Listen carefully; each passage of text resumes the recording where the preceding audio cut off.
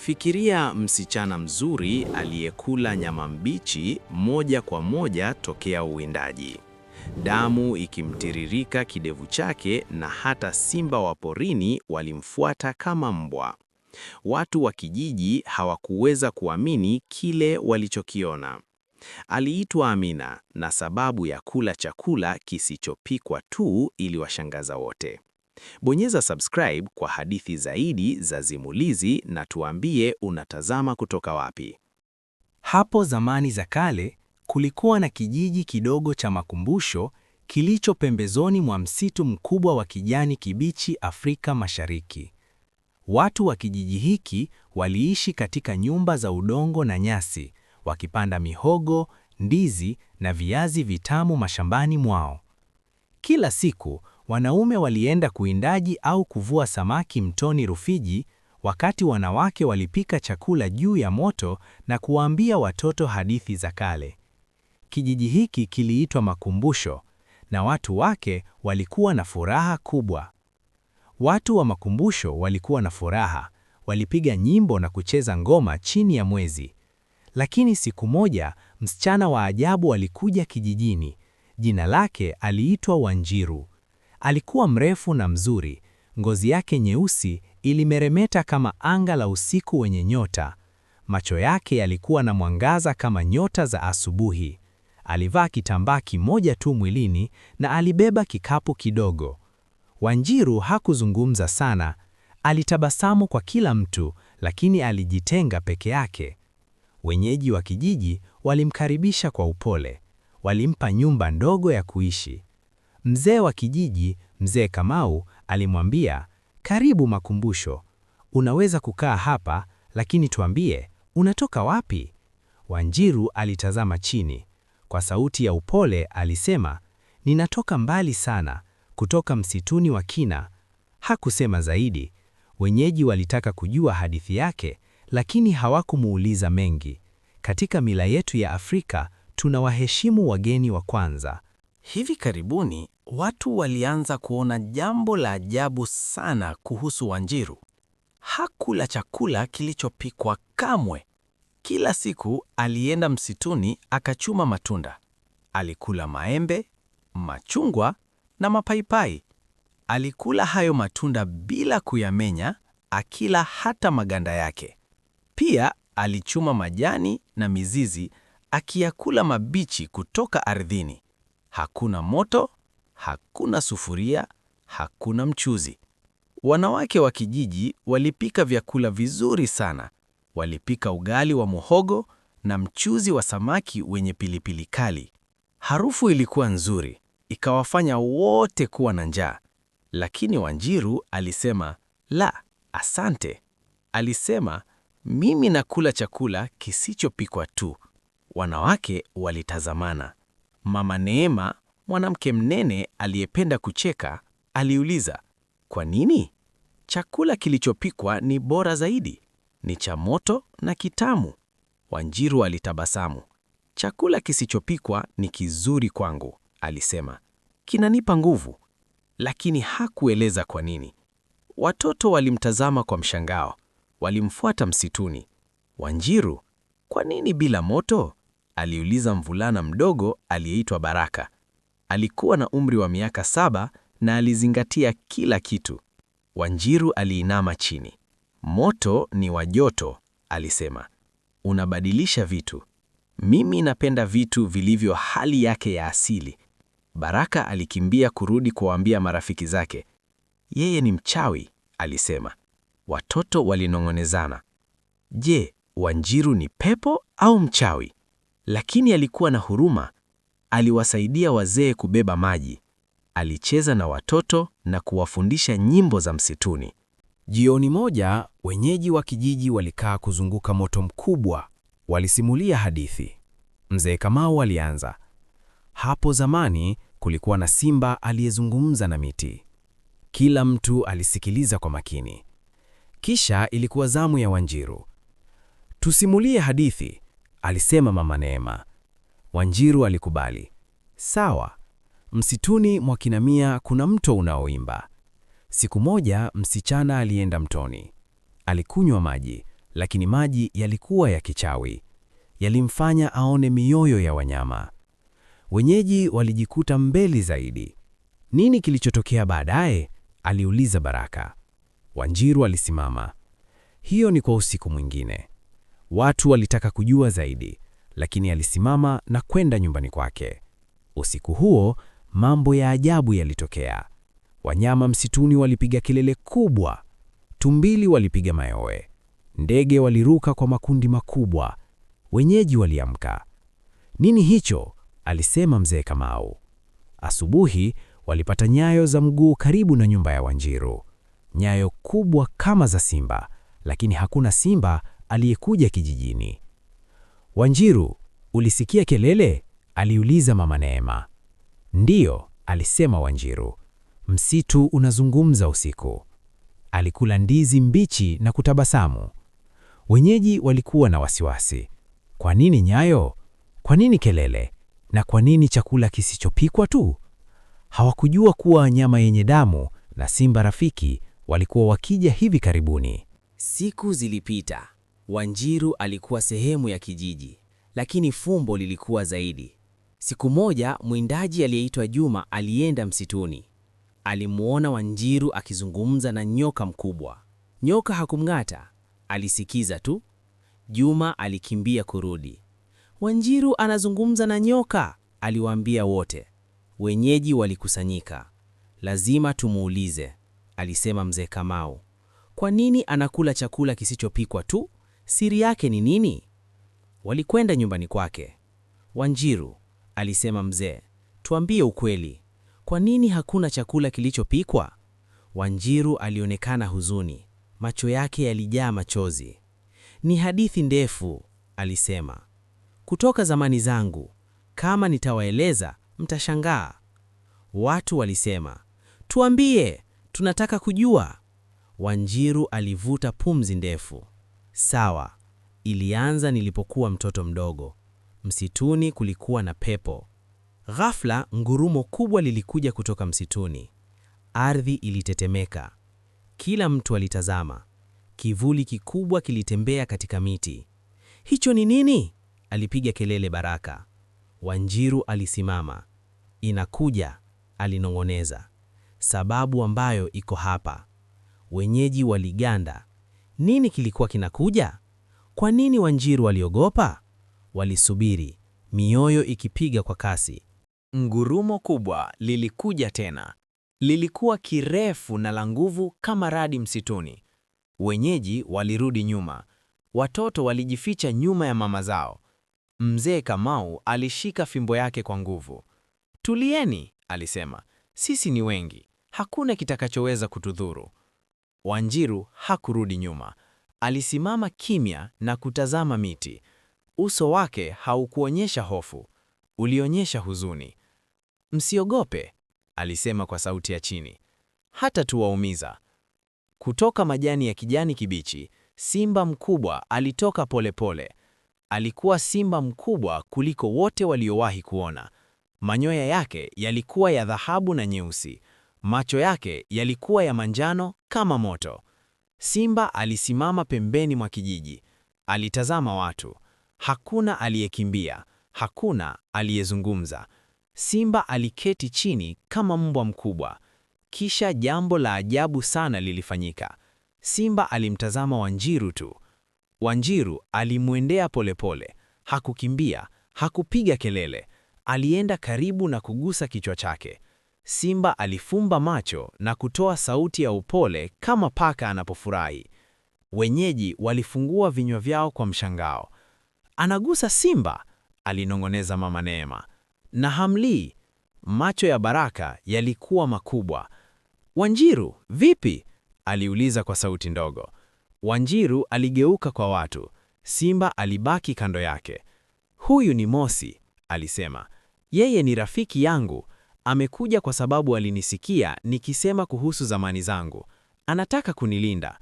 Mzee Kamau alipata sauti yake. Simba ni rafiki yako na unakula chakula kisichopikwa tu, hata nyama. Ndiyo, sasa ukweli unatoka zaidi. Watu waliona kwa macho yao wenyewe. Siku moja, Juma mwindaji alileta paa kutoka msituni. Alikata nyama na kuwapa wanawake ili wapike, lakini alimpa Wanjiru kipande kikubwa ili kuonyesha ukarimu. Wanjiru alimshukuru. Kisha hapo hapo mbele ya watu wote alikula nyama mbichi. Damu nyekundu ilimtiririka kwenye kidevu. Alila vipande vikubwa na kutafuna polepole. Alionekana na nguvu na furaha. Hakuna kisu, hakuna moto, meno yake tu. Watoto walipiga kelele mwanzoni, wanawake walifunika macho yao. Nyama mbichi, alisema Mama Neema. Anawezaje?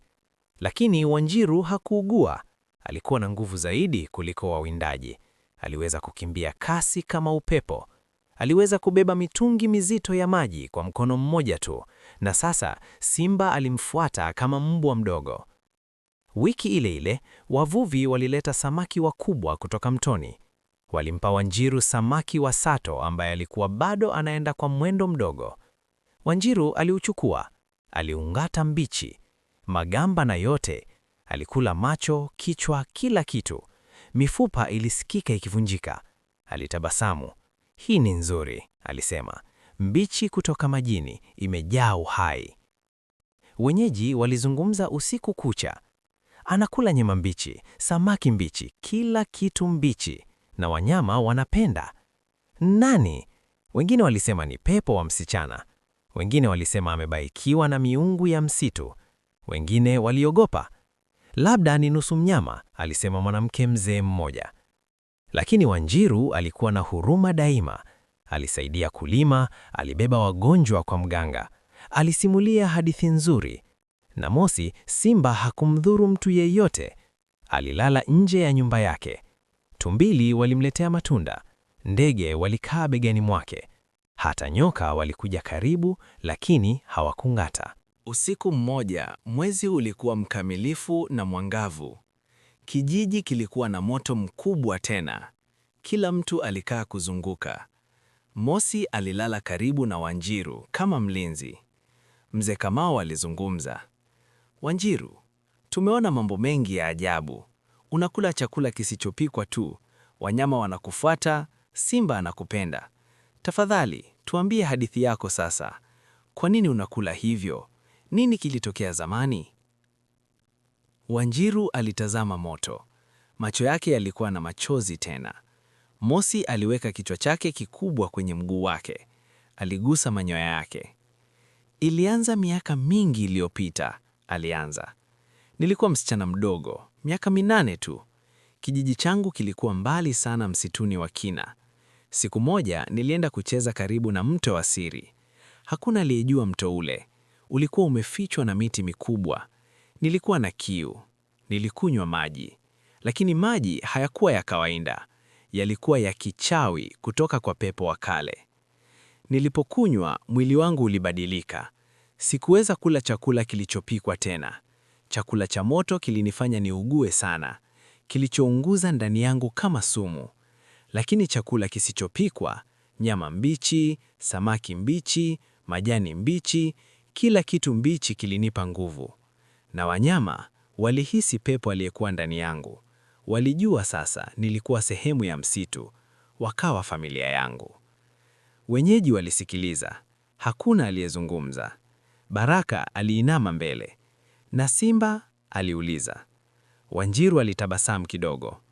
Mosi alinipata nilipopotea baada ya kunywa maji. Nilikuwa peke yangu na hofu. Alinilinda, aliniletea chakula. Chakula kisichopikwa. Tulikuwa pamoja. Mama Nima aliuliza, lakini kwa nini maji ya kichawi yalikuchagua wewe? Wanjiru alitazama chini. Hiyo ndiyo siri kubwa. Kuna zaidi. Jambo baya lilitokea kwa sababu yangu. Jambo la kutisha. Ndio maana nilikimbia. Ndio maana nilikuja hapa. Ghafla, mbwa wa kijiji walianza kubweka kwa sauti kubwa. Mbali msituni kulikuwa na sauti nyingine. Sio ngurumo, ilikuwa kama kulia. Kulia kwa huzuni kwa sauti kubwa. Mosi alisimama haraka. Manyoya yake yalisimama. Alikoroma kwa sauti ya chini. Wanjiru alisimama pia. Uso wake ulikuwa mweupe sasa. La, alinongoneza. Haiwezekani. Ni nini? Aliuliza mzee Kamau. Kitu ninachokimbia, alisema Wanjiru. Sababu halisi ya kula chakula kisichopikwa tu kinakuja sasa. Kulia kulikuja tena karibu zaidi. Miti ilitikisika. Kitu kikubwa kilikuwa kinatembea kuelekea kijijini. Kila mtu alishika pumzi yake. Nini kilikuwa kinakuja wakati huu? Kulia kwa huzuni kulikuja tena. Wakati huu kulikuwa karibu zaidi. Miti ilitetemeka kwa nguvu. Majani yalianguka kama mvua. Mbwa wa kijiji walikimbia na kujificha chini ya nyumba. Hata Mosi Simba alirudi nyuma kidogo. Masikio yake yalikuwa flat. Alikoroma kwa sauti ya ndani. Wanjiru alisimama mbele ya watu. Mikono yake ilitetemeka. Kaeni nyuma yangu, alisema. Msikimbie, msipige kelele. Mzee Kamau alishika fimbo yake juu. Tuko pamoja nawe Wanjiru, tuambie ni nini? Kutoka msitu wa giza, umbo kubwa lilitoka polepole. Haikuwa simba, ilikuwa ndefu zaidi, kubwa zaidi. Ilitembea kwa miguu miwili, lakini haikuwa mwanadamu. Mwili wake ulikuwa umefunikwa na manyoya meusi mazito. Mikono yake ilikuwa mirefu na yenye nguvu. Macho yake yaliwaka nyekundu usiku. Ililia tena kwa huzuni kama mtoto aliyepoteza kila kitu. Wenyeji walishusha pumzi. Mama Neema alimshika Baraka kwa nguvu. Ni kitu gani hicho? Alinongoneza. Sauti ya Wanjiru ilikuwa ya upole na ina maumivu mengi. Huyo ni Kito, alisema. Alikuwa ndugu yangu. Kiumbe kikubwa kilisimama pembeni mwa kijiji. Kilimtazama Wanjiru. Machozi yalianguka kutoka macho yake mekundu. Kilifungua kinywa chake na kulia tena. Haikuwa hasira, ilikuwa maumivu. Kito, alisema mzee Kamau. Ndugu yako, lakini anaonekana kama mnyama mkali. Wanjiru alikubali kwa kichwa. Machozi yalimtiririka usoni sasa.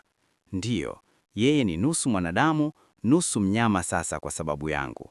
Watu waliketi polepole. Walitaka kusikia hadithi nzima.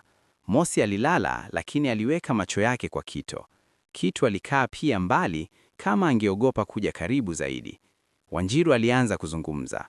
Sauti yake ilikuwa ya chini lakini kila mtu alisikia. Baada ya kunywa maji ya kichawi kutoka mto wa siri, mwili wangu ulibadilika. Niliweza kula chakula kisichopikwa tu.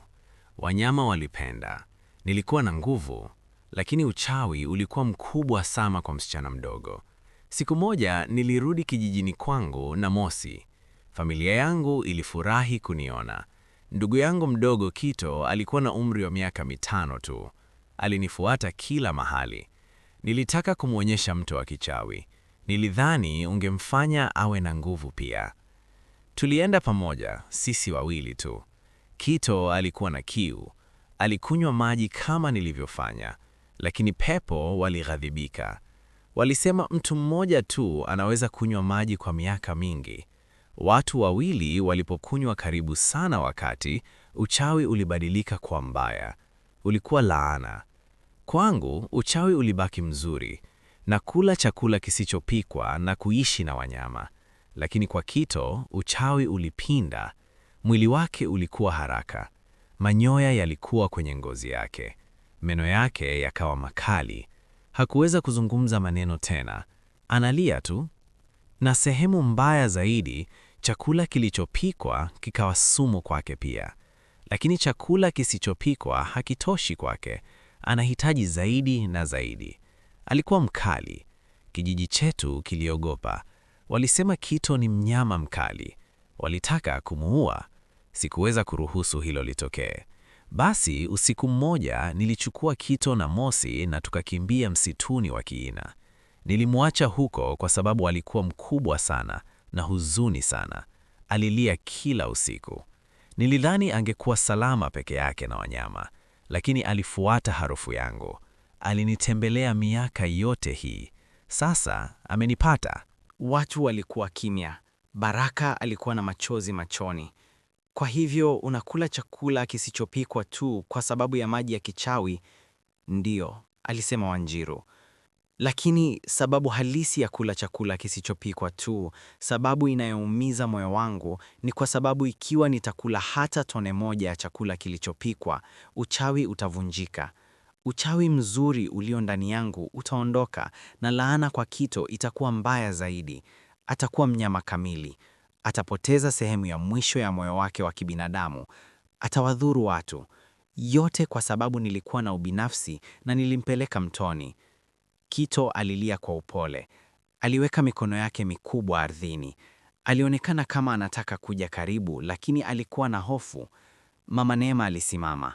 Hakuwa na hofu tena. Wanjiru, ulikuwa mtoto, hukujua. Pepo ndio walifanya sheria, sio wewe. Uliokona ndugu yako kwa kukimbia naye. Mzee Kamau alikubali. Lakini yeye yu peke yake. Ana huzuni, anahitaji familia. Ghafla, Kito alisimama. Alichukua hatua moja mbele, kisha nyingine. Wenyeji walishika pumzi yao, lakini Kito hakunguruma. Alitembea polepole kwa Wanjiru. Alikuwa mrefu sana, mkubwa kuliko wanaume wawili. Aliinama chini na kuweka mikono yake mikubwa kwa upole kumzunguka. Wanjiru alimkumbatia. Walilia pamoja. Mosi alienda kwa Kito na kusugua kichwa chake dhidi ya mguu wa Kito kama kusema, karibu. Watu walitazama. Mione yao ilihisi uzito, lakini joto. Baraka alikimbia mbele. Kito anaweza kukaa hapa pia, alisema. Tutampa nyama mbichi na samaki mbichi. Kila mtu alitabasamu kidogo. Lakini kisha Wanjiru alionekana na wasiwasi tena. Kuna jambo lingine, alisema. Pepo hawajamaliza. Wanaghadhibika kuwa Kito ametoka nje ya msitu wa kina. Kisha usiku, wakati mwezi hautaonekana, watakuja kumchukua. Wakimchukua, sitamuona ndugu yangu tena. Kijiji kilikuwa kimya tena. Jaribio kubwa lilikuwa linakuja. Wangewezaje kufanya kitu dhidi ya pepo wenye hasira? Kito alitazama anga na kulia kwa sauti ya chini. Wanjiru alishika mkono wake. Lazima tupate njia, alisema, kabla ya kesho usiku. Kila mtu alitazamana. Hewa ya usiku ilionekana nzito. Hatari ilikuwa karibu. Siku iliyofuata, kijiji kilikuwa kimya. Hakuna aliyecheka, hakuna aliyeimba. Kila mtu aliwaza kuhusu siku unaokuja. Mwezi ungepotea, anga lingekuwa jeusi. Pepo wenye hasira wangekuja kumchukua Kito. Wanjiru hakulala. Alikaa na Kito na Mosi nje ya nyumba yake. Kito alishika mkono wake. Mkono wake mkubwa wa manyoya ulikuwa wa upole. Mosi alilala karibu kama mlinzi. Mzee Kamau aliwaita watu wote pamoja chini ya mti mkubwa wa mbuyu. Hatuwezi kuruhusu pepo kumchukua Kito, alisema. Wanjiru na Kito sasa ni familia yetu. Lazima tusaidie. Mama Neema alikubali. Lakini vipi? Pepo ni wenye nguvu, sisi ni watu tu. Baraka alisimama. Alikuwa mdogo, lakini sauti yake ilikuwa na nguvu. Tunaweza kwenda mto wa siri. Tunaweza kuwaomba pepo wasamehe. Kila mtu alimtazama. Mzee Kamau alitabasamu kidogo. Mvulana ni mwenye hekima. Tatizo lilianza mtoni. Labda jibu liko pale pia. Wanjiru alitazama juu. Lakini mto uko mbali, msituni wa kina na hatari usiku. Tutaenda pamoja, alisema Juma mwindaji. Sisi sote na mienge, na ngoma na nyimbo. Pepo anasikiliza mioyo yenye ujasiri. Watu walikubali, walijiandaa. Wanawake walifunga vitambaa vizuri. Wanaume walichukua mikuki. Lakini si kupigana, ni kutembea kwa nguvu tu. Watoto walibeba ngoma ndogo. Walichukua nyama mbichi na samaki kwa Kito na Wanjiru. Jua lilipozama, mwezi haukuonekana. Anga ilikuwa imejaa nyota, lakini giza. Walianza kutembea, mstari mrefu wa watu, Wanjiru na Kito katikati. Mosi alitembea mbele. Wanyama wengine walikuja pia. Tumbili kwenye miti, ndege wakiruka juu. Hata tembo alitembea nyuma mbali. Walitembea kwa masaa mengi. Msitu ulikuwa mnene. Bundi walipiga kelele, lakini watu waliimba nyimbo za kale. Walipiga ngoma, sauti ilikuwa kubwa na yenye ujasiri. Hatimaye walifika mto wa siri. Maji yalimetameta kidogo. hata gizani. Yalikuwa ya bluu na fedha, mazuri lakini ya kutisha. Wanjiru alichukua hatua mbele.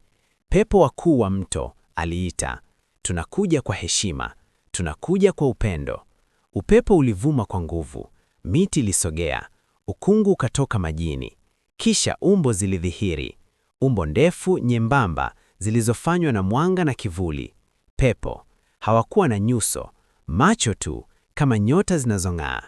Pepo mmoja alizungumza, sauti yake ilikuwa kama sauti nyingi pamoja. Kwa nini mnakuja? Sheria ilivunjwa, mvulana lazima alipe. Kito alilia kwa huzuni, alijificha nyuma ya Wanjiru. Wanjiru aliinama kwa heshima.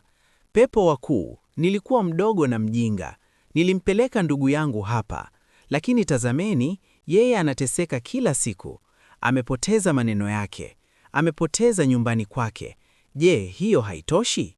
Pepo walikuwa kimya. Kisha mzee Kamao alichukua hatua mbele. Pepo wakuu, sisi watu wa makumbusho tunajua sheria ni muhimu, lakini pia tunajua msamaha. Kito hakufanya kosa. Alikuwa mtoto aliyefuata dada yake. Ondoeni laana, muacheni awe mvulana tena. Mama Neema aliongeza, au ikiwa lazima muwe na bei, chukueni kitu kingine, lakini msimchukue ndugu kutoka kwa dada yake. Baraka alikimbia mbele na watoto wengine. Waliweka matunda na maua karibu na mto. Tafadhali, walisema, kuweni na huruma. Pepo walitazama watu. Walitazama wanyama ambao walikuja pia. Waliona upendo. Pepo wakubwa walizungumza tena. Upendo ni mkuu kuliko sheria. Wakati mwingine tunaona ukweli sasa. Msichana hakukunywa kwa madaraka, alikunywa kwa bahati mbaya. Mvulana alikunywa kwa sababu alimpenda dada yake. Tutaondoa laana, lakini uchawi hauwezi kuondoka kabisa.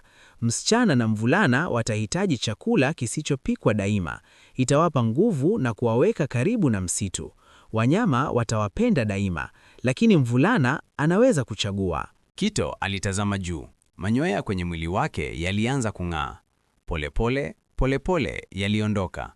Mwili wake ulikuwa mdogo tena. Alikuwa kijana mrefu, sio mnyama mkali, lakini macho yake yalibaki ya upole na ya mwitu. Aliweza kuzungumza. Kito, alipiga kelele Wanjiru. Alikimbia na kumkumbatia. Kito alitabasamu. Sauti yake ilikuwa kubwa lakini furaha. Dada, asante. Pepo walisema, ishini vizuri, heshimuni msitu, kuleni kisichopikwa, bakieni safi, mto utawaangalia daima. Kisha ukungu uliondoka. Pepo walikwisha. Watu walipiga kelele za furaha. Walicheza karibu na mto usiku kucha, ngoma kwa sauti kubwa, nyimbo za furaha. Alfajiri ilipofika, walitembea kurudi makumbusho. Kito alitembea kama mwanadamu sasa, lakini bado alikula nyama mbichi kwa meno yenye nguvu. Wanjiru alikula samaki mbichi na kutabasamu kwa furaha kubwa. Mosi alibaki nao. Wanyama wengine walitembelea mara kwa mara. Kijiji hakikuwa sawa tena kamwe. Walisimulia hadithi kwa kila mtoto. Msichana aliyekula chakula kisichopikwa tu, sababu yake ilikuwa upendo kwa ndugu yake, na upendo ulishinda dhidi ya pepo. Na tangu siku hiyo, hakuna mtu katika makumbusho aliyepoteza chakula. Waliheshimu msitu, na wageni walipokuja, waliwakarithi haraka.